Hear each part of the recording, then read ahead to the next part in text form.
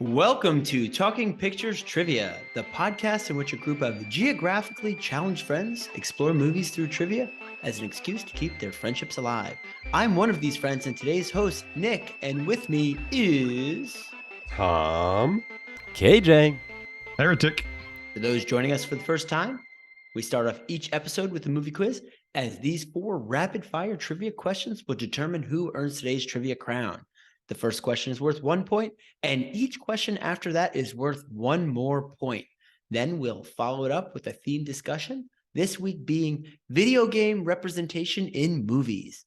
Thanks to our guest Heretic for picking the movie this week. Tom, tell us about today's movie. Walking up to theaters in 2010, we would have had to choose between M. Night Shyamalan's The Last Airbender, Disney's live action The Sorcerer's Apprentice, The Expendables, and today's movie Scott Pilgrim vs. the World. KJ will be our questionnaire today. KJ, what is Scott Pilgrim vs. the World all about?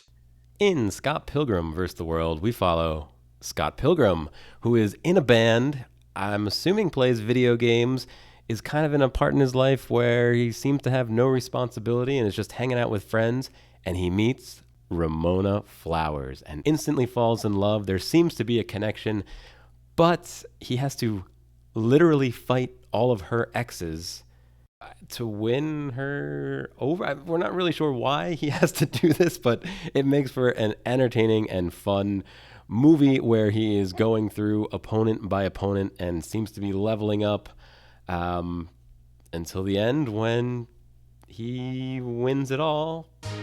It's time for question 1. How many exes does Ramona Flowers have? Well, I kind of blew that from my joke last It's week. a gimme, so everybody gets points, gimme? guys. There's been so many episodes And I I don't think get you any literally points. said it in Locked your in. intro. I know, that was the last thing I said in my intro. Locked in. I'll log into it. All right, Tom. What did she have? 7? 7 X's. Heretic. 7. Nick? Just to mix it up, siete. All right, points for everybody. Well done. It's time for question 2. What is Ramona Flowers' weapon of choice? Oh, locked in. Locked in. Locked in? All right, Nick, what do you have? Like a giant sledgehammer mace situation. Tom? Yeah, I thought it was this big, hammer thing. Heretic? It's a large hammer that gives +2 damage against, or +2 against girls. Points for everybody. Yes, it was a giant hammer that she pulled out of her bag. Video game reference. The joke being, the guys in video games can hold so much more stuff in their bag. Ah, you're right. Hammer You're saying space? it wasn't a Mary Poppins reference? Does she pull an umbrella out? She at all? pulls like No? a coat rack, a plant, a mirror. Oh, the Yeah. coat rack. It's in I almost said the Mary I almost Poppins said the coat rack. Coat But she rack. fights more with that than she does with that. with the hammer. Oh The wait, I hammer, was wasn't talking she? about Mary Poppins. She does. Ramona does fight with a coat rack thing at the end, right? Mary It was Poppins. really cool when Mary Poppins was fighting with a coat rack. It's some kind of sensor. I don't know what it's like, a silver thing on the. I thought it was a coat rack, but Yeah. maybe it's not. Wait, is it what he pulls his sword cane thing out of? Oh, maybe that's Oh. it. I think that's Oh, it. It's a sheath. Okay. It's time for question 3. During band practice, Knive asks Neil what he plays. What does Neil say? Locked in. Locked in. I've got part of it. Yeah, me too. Oh God, I don't remember. I remember the scene. I don't know how specific KJ wants to get on this one. I got close. Give points I'll for anything. I'll Yeah, lock sure. in. I'll lock in, but I don't have it. All right, Tom, what do you have? I'll just say he lives here. Nick? He mentions 2 video games and says it's a complicated question. Heretic? He kind of looks up and he says, Tetris, Zelda. That's kind of a big question. Yeah, yeah. That's it exactly. Points for Nick and Heretic. Yeah, That got me. That's it's right at the totally beginning of the a movie. KJ joke. Set right the there, tone. of Yep. course. But what is he holding in his I loved it. hand when he's answering that? Is it a Game Boy? It's a DS. Oh. And it's really cool. They actually have a game in the GBA cartridge because Link to the Past, it was on GBA, not DS, and that's the sound you're hearing. So Did they have rights to it? Like, I mean, they had to get rights.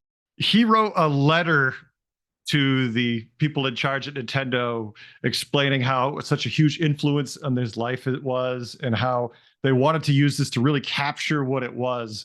And in one of the rarest moments in history, Nintendo said yes. And Nintendo never says yes. Never. going into the last question, Nick and Heretic are tied at 6. Tom's trailing by 3, but the last question's worth 4 points. It's anybody's game, Tom. All right. Could be yours. Could be. Watch your enthusiasm there, man. Yeah. It's time for question 4. What is Scott excited about that he learned to play on the bass? Oh. Semi locked in. Okay, I'm just gonna lock in. Yeah. Oh God, I really can't remember. I can hum it if it helps. I can hear it. Go for it. No, well, I'm gonna get it wrong anyway, but no. I don't think it helped any of you guys. I doubt you've played the. Uh-oh. That's a little. There's a clue There's there, a right? clue, but I still locked in my answer already. I'll stick with honor code. I'm gonna lock in. I think this is wrong, but All right, Tom, what do you have? I think it's the theme from Final Fantasy. I think that's wrong. Nick? D. He's attacking with the D chord. Heretic? I'm fairly certain it's the Final Fantasy soundtrack intro. Yeah. Yep, it is the bass line to Final Fantasy 2. Yep. Oh You God, still lost, I don't know. It's the bass battle. Come on.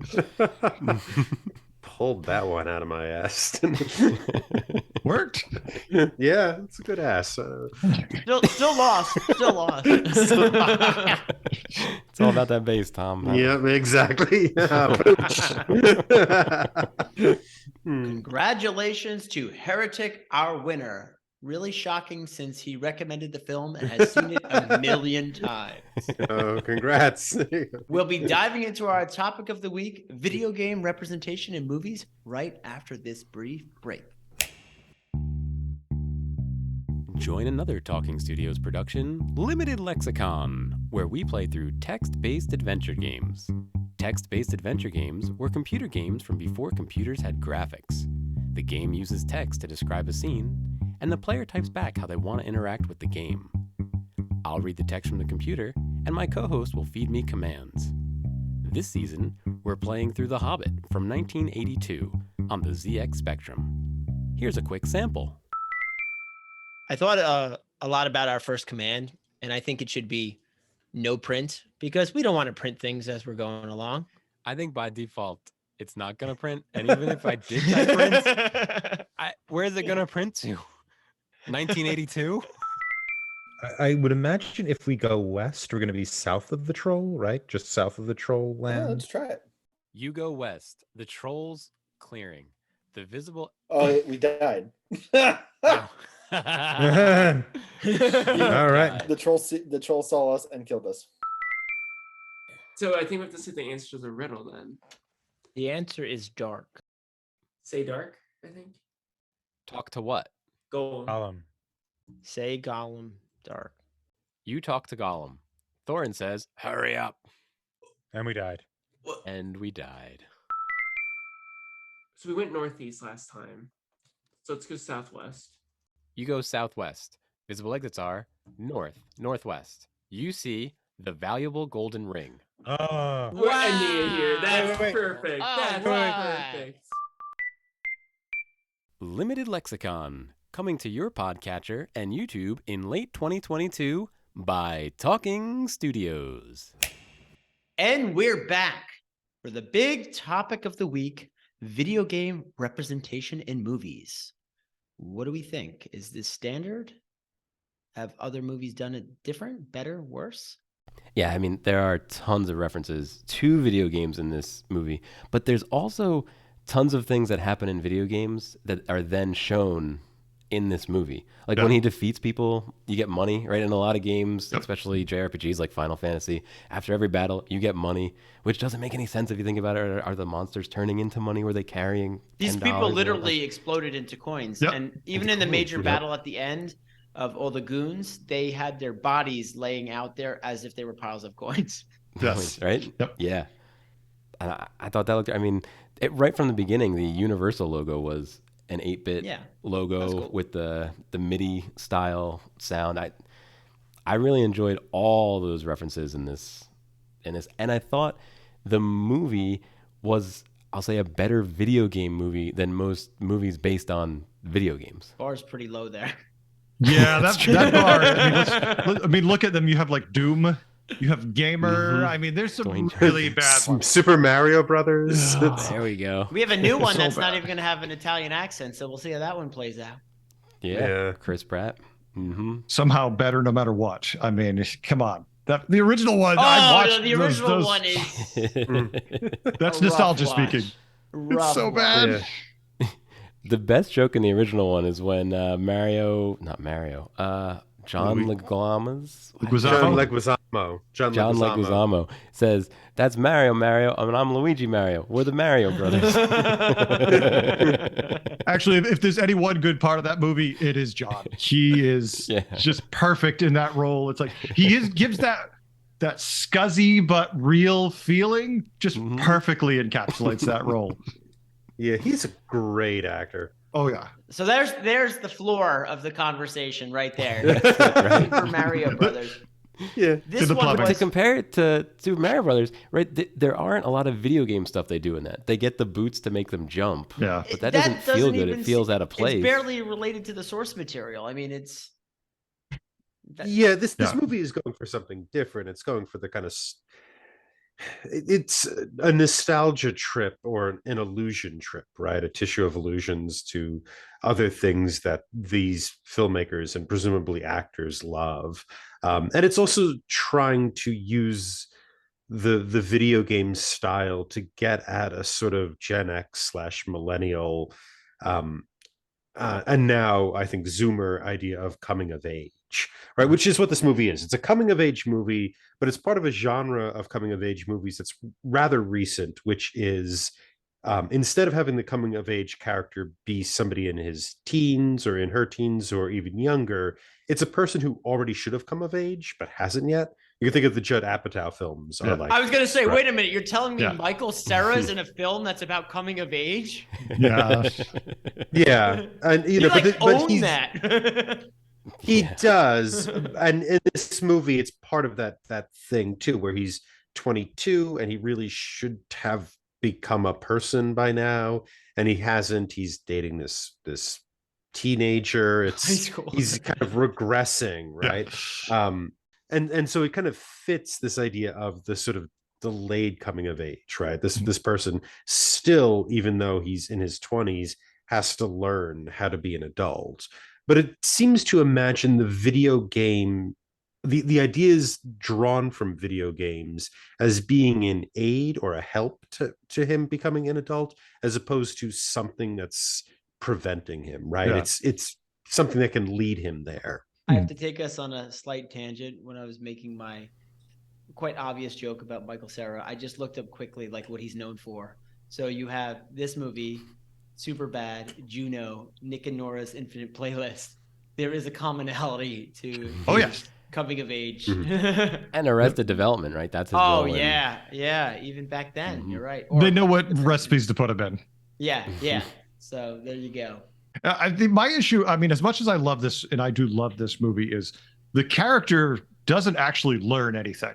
Like if you go through it, like there's the whole dramatic thing where it's like the power of love and then the power of self-respect.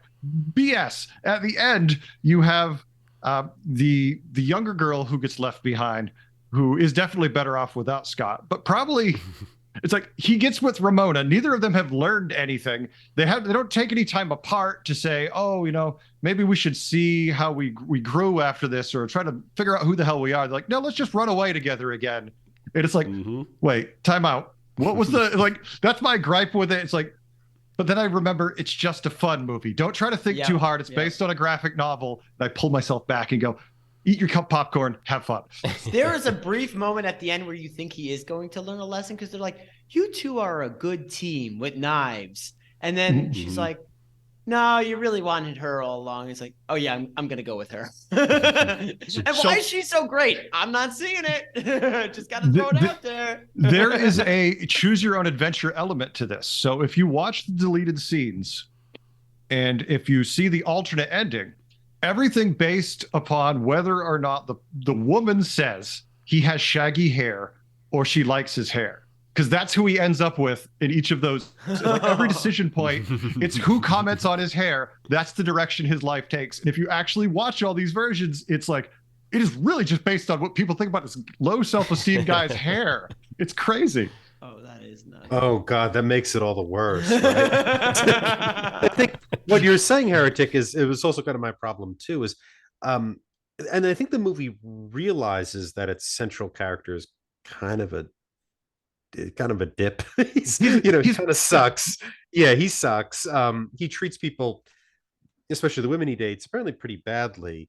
And there's this idea of learning a lesson or something at the end, where it ends up being, no, you can't just follow Ramona. You have to, take care of this other person you agreed to take care with. But he doesn't have to do anything. He doesn't have to bear any kind of responsibility. And you could think of like fighting the evil exes as somehow kind of bearing the responsibility or something, but that doesn't really work. Mhm. So the guy just sort of skates through the movie, and he doesn't. We're told he's learned a lesson or developed because he's gotten a sword out of his chest, but there doesn't Twice.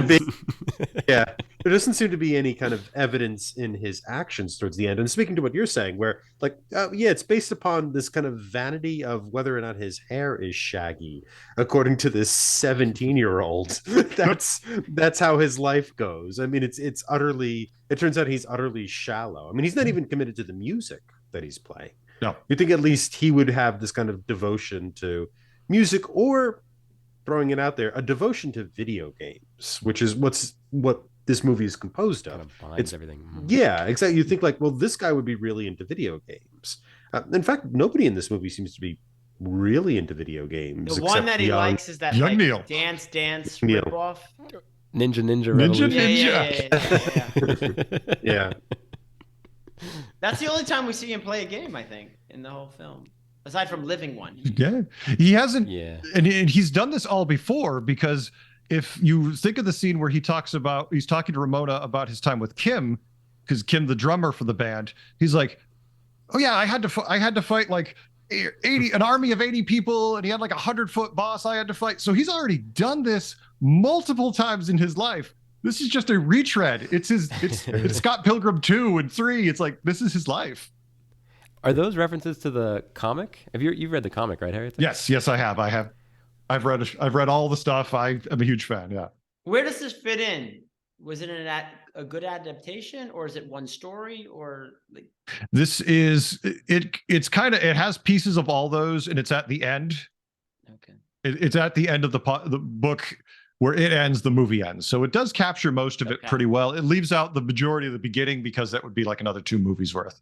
Does he actually date Kim in the manga, in the comic? It's been a couple of years since I read it, to be honest. Okay. I believe it tells you about the time they dated, but there's not really much about it. no It's very actual- like the whole time when he's with Envy, Natalie in the book too is very short.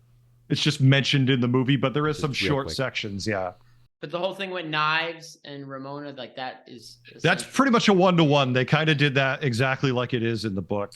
Yeah, another thing, I guess another problem I had with the jumping into the video games or the video game battles is it's very hard to determine the stakes in any of these battles. Random points. That's the whole They're- point. It's They're just to like, the Yeah. death. it's nonsense. Presumably to the death.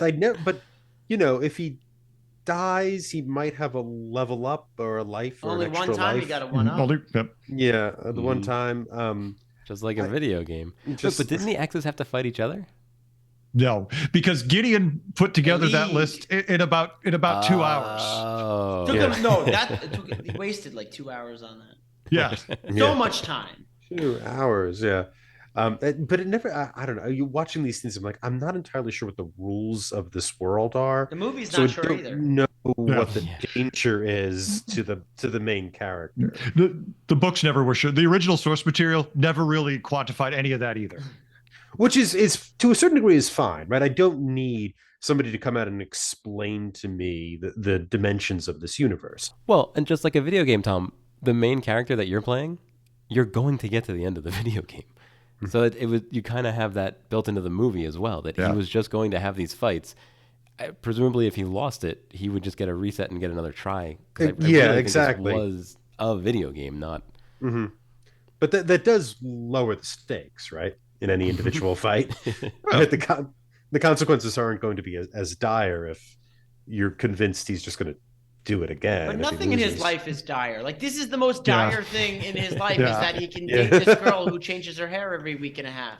Like, that's the whole Yeah, point. Yeah. He's very listless in his attitude and what he's looking. He has no ambition. He has no goals. This is the close. That is his growth. Is he actually found something? Because he really had nothing that ever motivated. It's like he found something he actually wanted, and that's kind of like, it's sad, but he just had no motivation, it seems, at all. Yeah, he's quite the slacker. Yeah. I mean, for me personally, that's kind of an echo of my story, because I was never sure what I wanted to do. I've never had the answer when people are like, so what are you going to do with your life? And I've always been like, wake up tomorrow, eat some yummy food. Like, I can identify with the character in that age, because sadly, I was very much like that. It took a long time for me to find out what I wanted to do and to find direction. So that's probably why I enjoy it so much, because I actually can relate to kind of the state of the character, and enjoying video games and music like he does. I kind of do understand that. Well, Heretic, you may have found your calling, because I'd like to once again congratulate you for winning this week.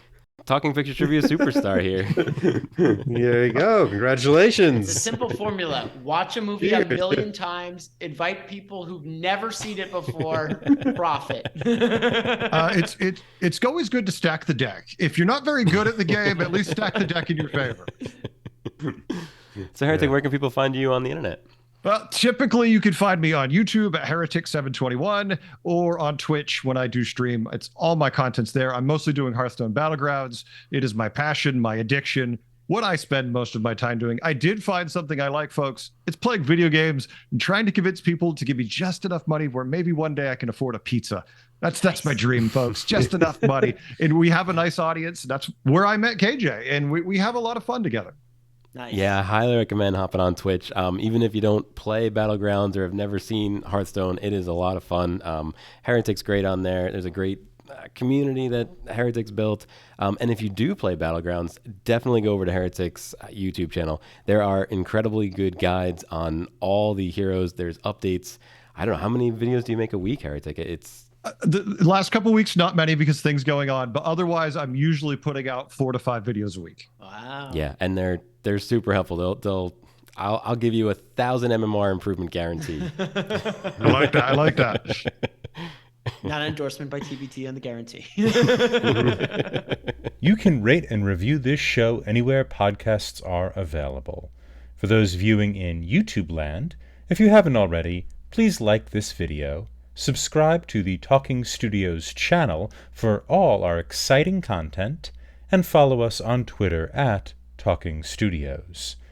Check out other shows by Talking Studios, including Keep Making Movies, where we explore micro-budget films, Limited Lexicon, where we play through text-based adventure games, and Get the Point, where we slowly reveal a movie poster and try to guess which movie poster it is. Got a question for us? Call the Talking Studios hotline at 201-467-8679 and leave a message. It may be featured on a future episode. And if you haven't already, please subscribe to Talking Pictures Trivia wherever fine podcasts are found. Join us next time when we discuss Casino Royale from 2006. Stay tuned for our first impressions of this film. Ding, ding, ding, ding, ding. Next week, we'll be discussing Casino Royale from 2006. Tom, how was your watch? I love this movie. I saw this in theaters in 2006 when it first came out. I've watched it a few times since then. I really like Daniel Craig as James Bond.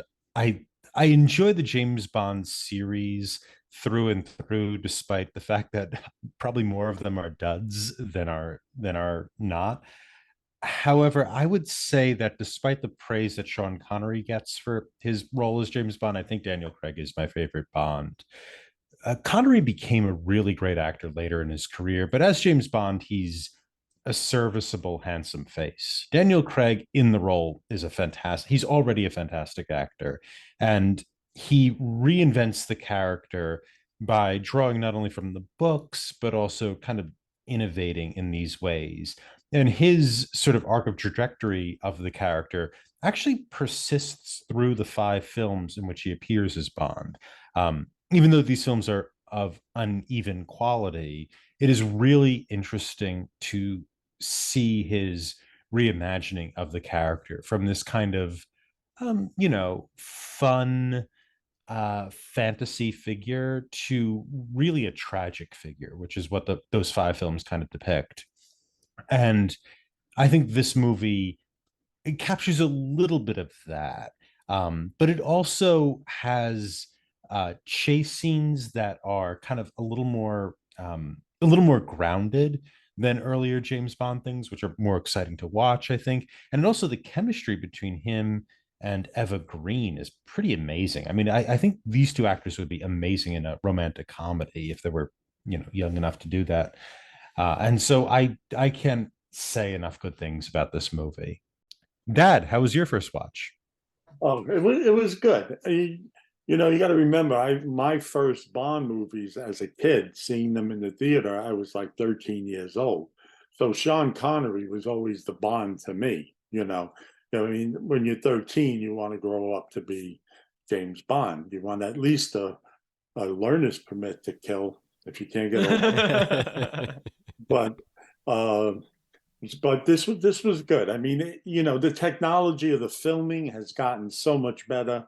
But when you consider, in 63, 64, what they were doing with the chase scenes and all that, it was pretty phenomenal. But I enjoyed this movie. I enjoyed I enjoy all Bond movies. I can't help it. I'm addicted to Bond. And I enjoyed this movie. The one thing I was a little miffed with was that he got so romantically involved, because that wasn't Bond. Bond was separated from all feelings. But it was good. The technology was great. The filming of it was good. The acting was good. He's probably, I mean, for me, it'll always be Sean Connery, but he's probably the second best Bond. And I understand as young people seeing him for the first time and not being indoctrinated with Sean Connery, that he would be your favorite Bond. So it was good. It was enjoyable. I watched it a few times, trying to get all the facts down so I could win the contest. High stakes. I need the new car. So, Hey, KJ, so what did you think? How was your viewing of this? So this was my first viewing. I had not seen a Daniel Craig Bond before this, although my introduction to Daniel Craig at Bond was at the 2012 Summer Olympics, where he escorts the Queen to the opening ceremony. No, I like Alex growing up with Sean Connery. I grew up with Pierce Brosnan. And compared to this movie, the Pierce Brosnan Bonds are Saturday morning cartoons. This is violent. This is mean. I don't think he has any charisma whatsoever. There's no cheeky. He never like winks at the camera. Nothing. He is. He's just a mean dude the whole time. So, audience, if you're expecting, GoldenEye, this is not GoldenEye. It's violence. I'd hesitate to put this on with your kids. How about you, Nick? How's your watch? I know this is at least my second watch, and I may have seen it in the theaters. Tom was talking about that earlier, but I know I did see this film around when it did come out. I have not seen all the Daniel Craig Bonds, and I wouldn't call myself a Bondophile here either, but I have seen various ones with different James Bonds throughout the years. I will say it brings me great joy to know that Tom is fond of a movie that I am also fond of. So there we go. It's not always Hallelujah. the case, you It's know. And finally happened. Tom recommended a movie that started after 2000. So I mean, this is I know. uncharted territory here. Yeah, we're But- breaking molds tonight. But I think it was a good one for you to pick because it really showed the early stages of Bond. And I think Alex alluded to this too. He's a little bit more rash and immature here. He even lets his emotions get in the way towards the end of this film, which he grows out of real quick. So I think we see more of the, more immature, growing James Bond from his youth in the role as 007. And as Tom said, I haven't seen all of his other ones, but I do think he does grow further from here. So I'm really looking forward to talking about this one further next week. Casino Royale is available on HBO Max at the time of this recording. Wow, Talking Studios. In Scott Pilgrim vs. the World, we follow Scott Pilgrim, who is in a band, I'm assuming plays video games, is kind of in a part in his life where he seems to have no responsibility and is just hanging out with friends, and he meets Fiona Flowers. Instantly falls in love. There seems to be a connection until the end when he wins it all, but then realizes... how does it end? Does he end with Fiona? He just wins it all, and he realizes he wants to be with Ramona. He does. Oh, Ramona, not Fiona. I was Yeah, gonna I thought say you said anything, Fiona, but- and I didn't know if I heard it wrong. All right, let me try it again. I was like, Let me I write didn't that see down. that version. What is it? Not Riona. Ramona. Ramona. Wow. And in the end, he wins the girl, and it's happily ever after. There we go. We'll cut some of that together. We're gonna have to wait to see if the Netflix series is happily ever after. Oh, is there gonna be a Netflix series? It's already in production. Wow. It's gonna be done as an anime. That one has her twin sister Fiona in it, actually. Fiona Flowers. Love it. 7 more X's. No, it's not Fiona. I've written Fiona so many times. Fiona Flowers is a better name. Yeah, it is. You're right. But I think it's Shrek, isn't it? It is. Ramona. Yes. Yeah. Well, I keep thinking of like the Ramones or something like that. There's a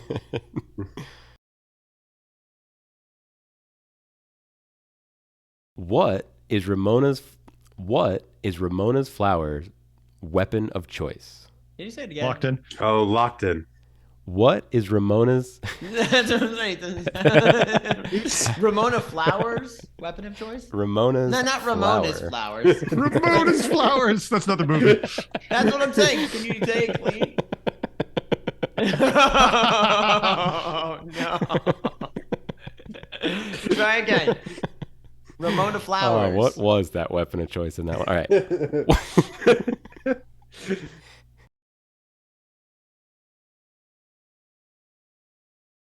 I had so many notes. I was ready. No, we're not done. We're not done. This is the beginning. This is the beginning. Just the trivia. It's like, wait, no. trivia, I'm just picturing his notes saying, okay, 7 X's. There's more pages. Oh. I can tell you the stats off everyone's weapons. Yeah,